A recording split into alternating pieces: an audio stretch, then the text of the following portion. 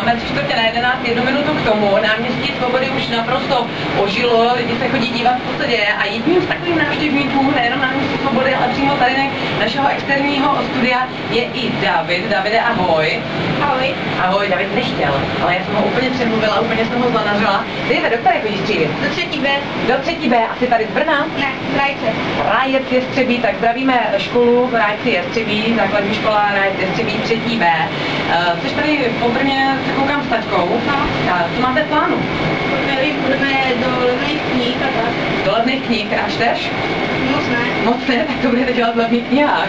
No tak jako tam jsou takový různý věci. Jsou tam mají CDčka s muzikou? No. Muziku máš rád? Jo. A posloucháš Kizády? Jo? Jo? Ty jsi vybral Mohamby a Bumpy Ride. Komu to věnujem? Babičce a všem kámošům. Všem kámošům ze 3B a z Rájce Jestřebí. Jo, a ještě jednomu kámošovi z 5. Páté z Rájce. Jo. Tak jsme se domluvili. Ještě poslední otázka, Davide, budete fetkový večer na ohňostroj? Ten nějaký je. No tady je ohňostroj, chlape. Večer Jo? na Brněnské No, možná, přehradě. jo. Obrovský ohňostroj. Tak, Pokud mi to mamka dovolí, tak asi jo. mamka je tady taky někde po městě.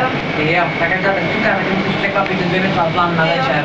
Jo. Davide, děkuji za návštěvu, mějte krásně tady, jak říkám. Ahoj. No. Nebolelo to? Ne. No. Tak, tak já si tady pověsím.